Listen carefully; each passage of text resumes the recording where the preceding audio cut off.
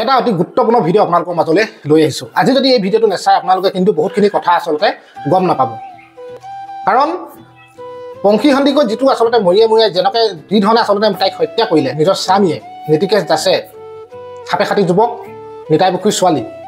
কাৰণ এজনী সৰু ছোৱালী 22 বছৰীয়া এজনী ছোৱালী, বয়স বেছি হোৱা নাছিলে ছোৱালীজনী, আৰু সেই ছোৱালীজনীক নিৰ্মমভাৱে নিৰ্দয়ভাৱে হত্যা কৰি পেলাইছিল নীতিকেশ দাসে। এই কথাটো সমগ্ৰ অসমবাসী ৰাইজে গম পায়। আৰু এতিয়া সেই পংখী সন্দিকৈ ভনীয়েকজনী, যিজনী ছোৱালী নাবালিক, 16 বছৰ হোৱা নাই, সেই ছোৱালীজনীয়ে কি কাৰণে কান্দিবলগীয়া হ'ল, কি কাৰণে মানুহ মাতিবলগীয়া হ'ল, আৰু তাইক আচলতে কি জোৰ অৱস্থাৰ পৰা কি কৰিলে, আচলতে কি লিখাবলৈ চেষ্টা কৰিছিলে, এই সকলোখিনি। আৰু লগতে সমানে দায়ী নীতিকেশ দাসৰ আচলতে পিতৃ মাতৃ।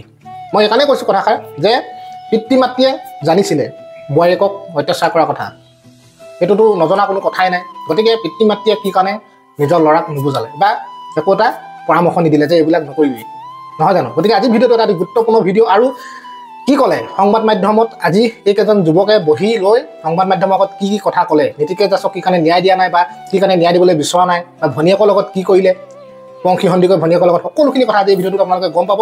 কণ্টেক সময় ধৈৰ্য ধৰক, এই ভিডিঅ'টো আপোনালোকৰ মাজলৈ লৈ আহিছোঁ। কিন্তু তাৰ আগতে আপোনালোকক মই এটা ৰিকুৱেষ্ট কৰিব বিচাৰিছোঁ যে আপোনালোকে কোন কোন জেগাৰ পৰা মোৰ ভিডিঅ'টো চাই আছে এটা কমেণ্ট কৰিব, ক'ৰ পৰা চাইছে, আৰু এই ঘটনাটোৰ ওপৰত এটা কমেণ্ট কৰিব। আৰু নতুনকৈ যদি কোনোবা আহিছে চেনেলটোত এটা লাইক আৰু চেনেলটো ছাবস্ক্ৰাইব কৰিবলৈ আপোনালোকে একদমেই নাপাহৰিব।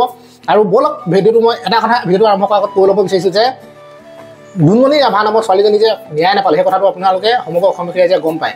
যিজনী জোনমণি ৰাভা এগৰাকী SI বিষয়া আছিল, আৰু সেই ছোৱালীজনীক কিন্তু যিটো আচলতে তাইক কাহিনী বনাই পেলালে, এবছৰ দিন তদন্ত চলালে, তদন্তৰ শেষত কি ৰিজাল্ট ওলালে সেয়া অসমবাসী ৰাইজে গম পায়। গতিকে জোনমণি ৰাভাৰ ঘটনাটোৰ নিচিনা ছেম কাহিনী আচলতে এই পংখী সন্দিকৈ ঘটনাটোতো হ'বলৈ গৈ আছে নেকি? কি কাৰণে পংখী সন্দিকৈ ঘটনাটো আৰক্ষী প্ৰশাসনে আচলতে গুৰুত্ব দিয়া নাই?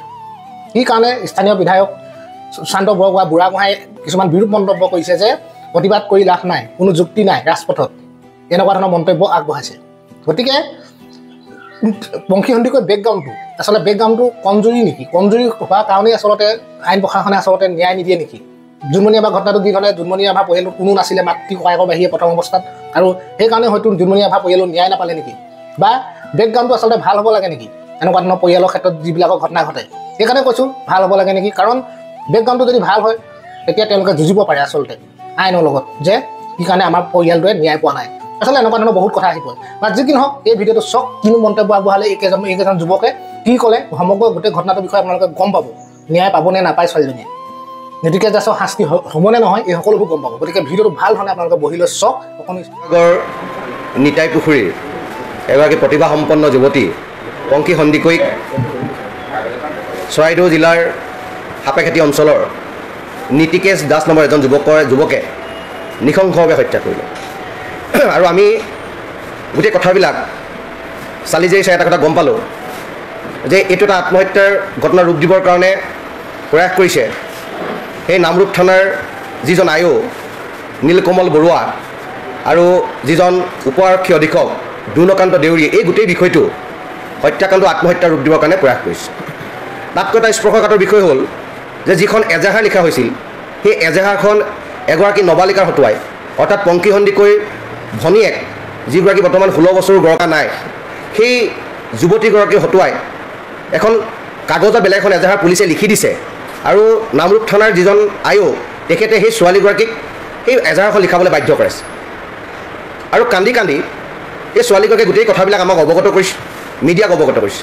আৰু এইটো আটাইতকৈ দুখজনক কথা, এইটো মৰ্মান্তিক এক ঘটনা। আৰু যিকেইজন পুলিচ বিষয়াই এই গোটেই বিষয়টো, গোটেই হত্যাকাণ্ডটো ধনৰ বিনিময়ত আত্মহত্যাৰ ৰূপ দিবলৈ প্ৰয়াস কৰিছে, তাক লৈ শিৱসাগৰ বিভিন্ন জাতীয় জনগোষ্ঠীয় দল সংগঠন আৰু ডিমৌবাসী ৰাইজ ক্ষুণ্ণ হৈছিল। আৰু তাৰ কাৰণে আমি সমগ্ৰ বিষয়টো এক উচিত পৰ্যায়ৰ তদন্তৰ কাৰণে আৰু দোষী পুলিচ বিষয়াকেইজনক চাকৰিৰ পৰা নিলম্বিত কৰিবৰ কাৰণে আমি যোৱা 9 তাৰিখে ডিমৌবাসী ৰাইজৰ লগত কথা পাতি সদৌ টাই আহোম ছাত্ৰ সন্থা আৰু অন্যান্য জাতি জনগোষ্ঠীৰ সংগঠনবিলাকৰ উদ্যোগত আমি পথ অৱৰোধৰ এক কাৰ্যসূচী হাতত লৈছোঁ। এই পথ অৱৰোধ কাৰ্যসূচীত আমি এটাই ডিমাণ্ড কৰিছিলোঁ, আমি অসমৰ মুখ্যমন্ত্ৰী ডাঙৰীয়া হস্তক্ষেপ দাবী কৰিছিলোঁ, আমি অসমৰ আৰক্ষী সঞ্চালক মহোদয়ৰ হস্তক্ষেপ দাবী কৰিছিলোঁ। আমি তেখেতলোকক কৈছিলোঁ যে পংখী সন্দিকৈ হত্যাকাণ্ডৰ উচিত ন্যায় আপোনালোকে দিয়ক, আৰু এই দোষী দুৰ্ভগীয়া পৰিয়ালটোৰ ক্ষেত্ৰত আইনৰ সুৰুঙাৰে যাতে সেই দোষীকেইজন হাৰি যাব নোৱাৰে, তাৰ ক্ষেত্ৰত বিহিত ব্যৱস্থা গ্ৰহণ কৰক। আৰু যিকেইজন পুলিচ বিষয়াই আইনৰ ৰক্ষক বুলি কৈ আইনক উপলুঙা কৰি আইনক ভেঙুচালি কৰি তেখেতলোকৰ ন্যস্ত স্বাৰ্থ সিদ্ধিৰ কাৰণে এই হত্যাকাণ্ডটো আত্মহত্যা ৰূপ দিবলৈ প্ৰয়াস কৰিছিল সেই দোষী পুলিচ বিষয়াকেইজনক অনতিপলমে সমাজখন সুস্থিৰ আৰু সবলভাৱে প্ৰতিষ্ঠিত হোৱাৰ ক্ষেত্ৰত চাকৰিৰ পৰা নিলম্বন কৰিব লাগে। এইটো অসমৰ মুখ্যমন্ত্ৰী অসমৰ ডিজিপি মহোদয়ৰ ওচৰত আমাৰ অনুৰোধ আছিল, আমাৰ দাবী আছিল। আৰু তাক লৈ কালি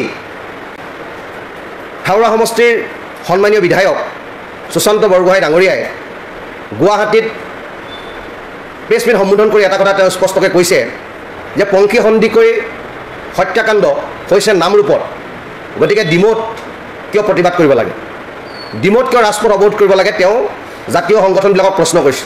আৰু দুবৰ্গীয়া পৰিয়ালটোৰ পক্ষত থাকি ৰাজপথলৈ ওলাই অহা শ শ মহিলাক তেওঁ উপলুঙা কৰিছে, তেওঁ প্ৰশ্ন কৰিছে যে আপোনালোকে ফেচবুকত প্ৰচাৰ কৰিবৰ কাৰণে, আপোনালোকে ফেচবুকৰ TRP ল'বৰ কাৰণে, ফেচবুকত আপোনালোকৰ ধুনীয়া ধুনীয়া চেহেৰাকেইটা দেখাবৰ কাৰণে যে আপোনালোকে এই আন্দোলনটো কৰিছে, প্ৰকৃতপক্ষে পংখী সন্দিকৈ হত্যাৰ যিটো কাণ্ড, এই হত্যাকাণ্ড আপোনালোকে ন্যায় দিবৰ কাৰণে কৰা নাই।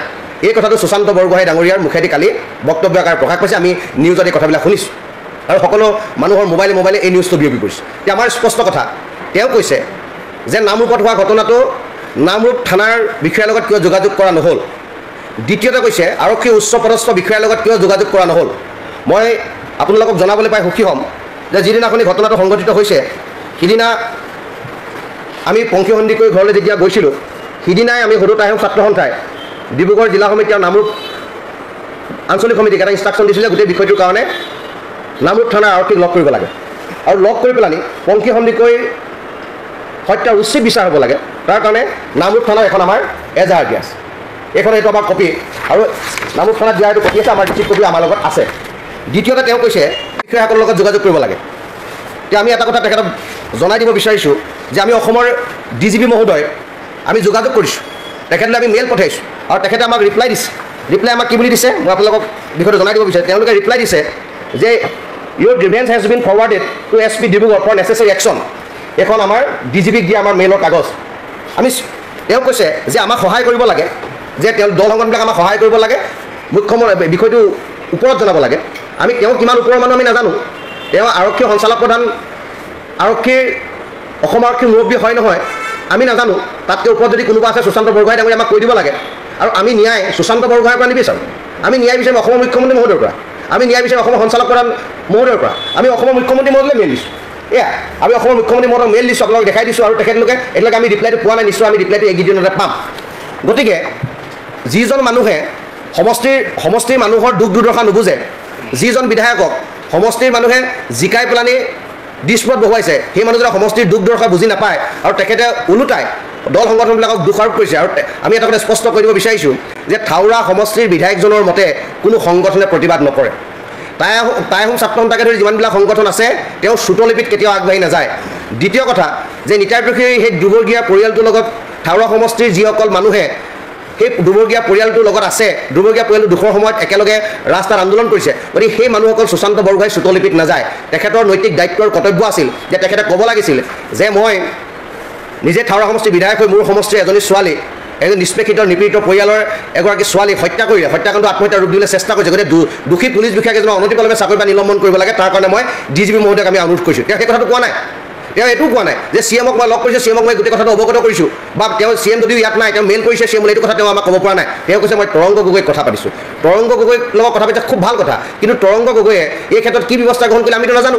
আৰু কোনো কথা নাই বতৰা নাই, গোটেই চেৰিটোলে নামৰূপৰ যিজন বিধায়ক তেখেতক টানি আনি পেলাই তেখেতে কি সূচাব বিচাৰিছে যে তেখেতে ক্ষমতাৰ ৰাগীত মতলীয়া হৈ তেখেতে আবুল তাবুল বকিছে আৰু দল সংগঠনবিলাকক তেখেতে শ্ৰুতলিপি দিবলৈ প্ৰয়াস কৰিছে। গতিকে এইটো আমি কেতিয়াও মানি নলওঁ। তেওঁৰ ওপৰত যিবিলাক প্ৰশ্নবোধক চিন আছে, সমষ্টিবাসী ৰাইজে তেওঁক লৈ যি প্ৰশ্ন কৰিছে, অসমৰ সংবাদ মাধ্যমত যিবিলাক বাতৰি সম্প্ৰচাৰ হৈছে আজি বা যিবিলাক নিউজত যিবিলাক বাতৰি সম্প্ৰচাৰ, তাক লৈ তেওঁ স্পষ্টীকৰণ দিয়ক।